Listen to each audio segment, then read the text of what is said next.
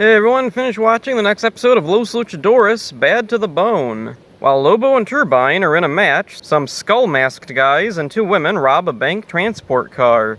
They take a case containing a skeletal hand to someone who sounds like Ren from Ren and Stimpy. This city is going to the dogs, and here's a helping hand.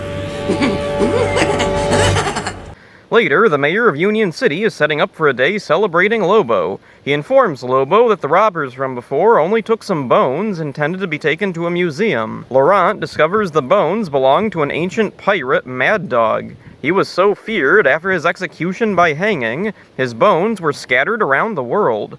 Lobo surmises that someone is trying to resurrect him. We see the robbers putting together a skeleton, and we see the guy who sounds like Ren. It's the Chihuahua from last episode.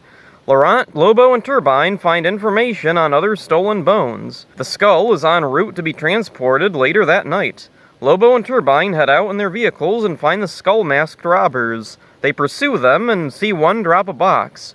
They pick it up and find it filled with dog biscuits. Lobo finds a return address and plans to investigate. He tells Turbine to go back. He'll handle this alone. At the robbers' lair, we see they successfully got away with the skull. Laurent tells Turbine the mayor has gone missing. Turbine rides out on his cycle. Lobo, meanwhile, stumbles into the robbers' lair.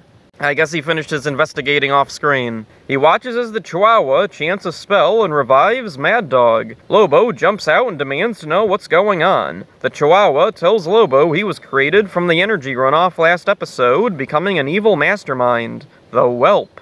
The Whelp leaves Mad Dog to battle Lobo. Turbine and Laurent are at the Lobo Day celebration when they see the robbers arrive with the Whelp on a pillow. He's holding the mayor hostage, and he announces he has Lobo held captive, but then Lobo appears. Lobo defeated Mad Dog and throws his skull at the robbers. He frees the mayor, and the villains retreat. Everything seems back to normal until a giant robot stomps in. It's being piloted by the Whelp. Working together, Lobo and Turbine defeat the Whelp's robot.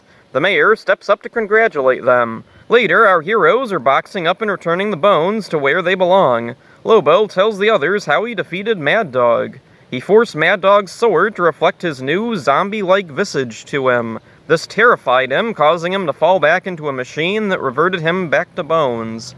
This episode's quite silly, way more than the first episode, but it's still good though. Turbine has a plot about feeling underappreciated as a sidekick. It doesn't go too far, but it's nicely handled. Our main villain is revealed, the Chihuahua, now named the Whelp. I like his Ren-style voice, probably inspired by Ren himself being a Chihuahua. Ren was intended to sound like the actor Peter Lorre, so I guess the Whelp could be impersonating him, but I think it sounds more like an impersonation of an impersonation that was exaggerated. I wonder if the inclusion of a Chihuahua was Saban's input.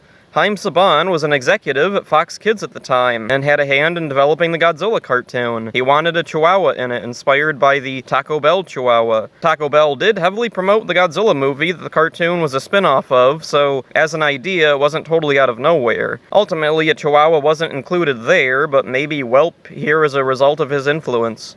I wonder how the Whelp recruited his henchmen. It's only been a short time since he became evil, too. How'd he get a whole lair? How'd he find out about the bones of a long-dead French pirate? Of course, the tone of this show doesn't really make these kind of questions relevant. It's a silly show, the rules aren't the same as something like Mystic Knights. A zombie pirate is definitely a cool idea for a villain. This episode predates Disney's Pirates of the Caribbean films by a few years. Unfortunately, the scenes with the pirate, Mad Dog, are brief. The makeup is pretty cool, it's too bad he couldn't have gone on a rampage outside the villain lair for a bit. Maria Valentine, shockingly, doesn't appear here at all. She must have been included in the first episode just to establish that she was here from the beginning. I wonder if at any point in production she had a big introduction later in the series. She could have been the Green Ranger of the show, or the White Blasterborg, or the Garrett. Just about everything's established. We have our heroes, our villains. Will there be any more joining either side? There's a bit at the end that surprised me. The Whelp walks over a poster of Lobo and we hear a water stream sound. The implication is that he's peeing on the poster. Even for a dog, I'm surprised this was a joke Fox Kids would allow. Standards had loosened up considerably since the early 90s. Back in Mighty Morphin Power Rangers' first season, human-on-human fights were largely discouraged, but now we have a show straight up about luchadors. Last time, when I talked about the actors, I somehow forgot to give the name of Laurent's actor, Arthur Burghardt. He's really good in the role. He's calm and works well as a mentor for the impetuous Turbine.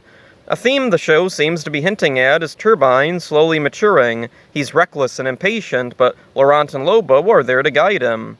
I'm curious what Maria's role will be. Will she join Lobo and Turbine on missions? Will she get to fight any bad guys? Great episode, and I'm looking forward to more. That's it for this one. Hope you enjoyed it. See ya. Who let the dogs out? Guess that would be me.